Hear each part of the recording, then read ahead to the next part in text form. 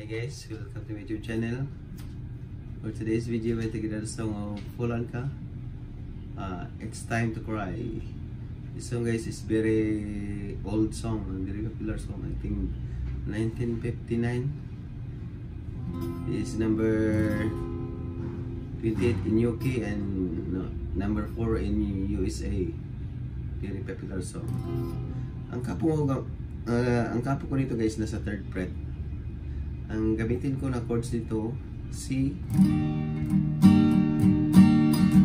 A minor, G minor,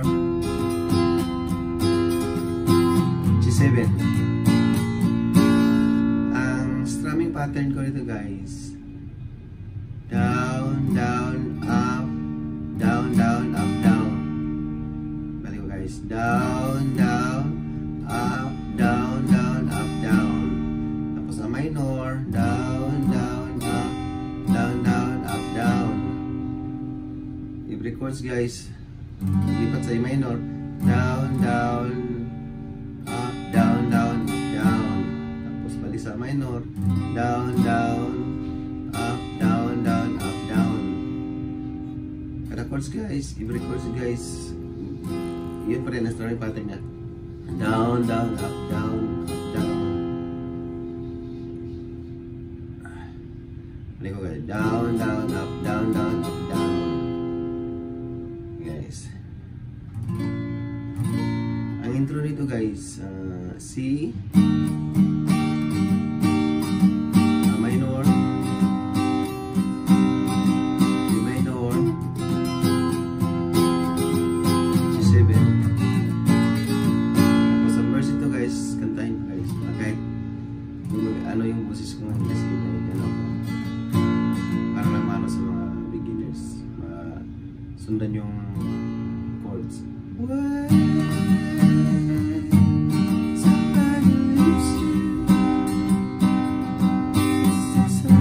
A minor,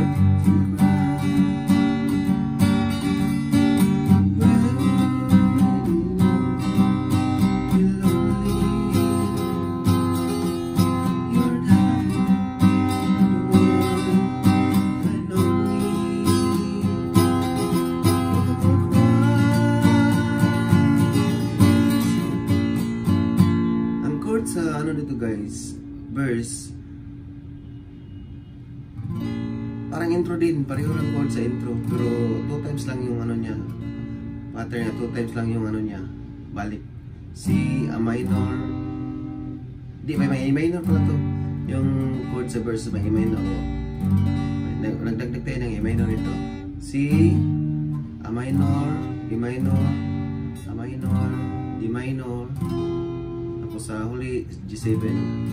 Tapos sa second verse, when C, my heart is broken, A minor,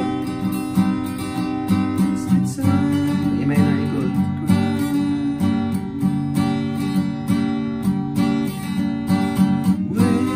A minor,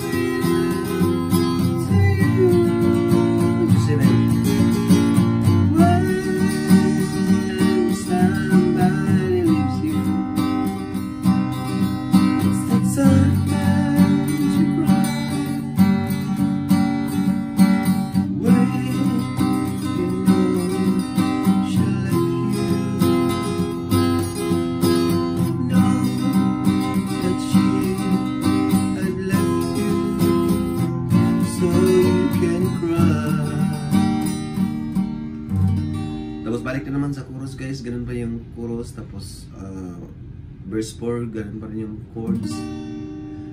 Ibigay pala yung chords sa chorus guys. G, tapos C, balik sa G, balik sa C, E minor eagle,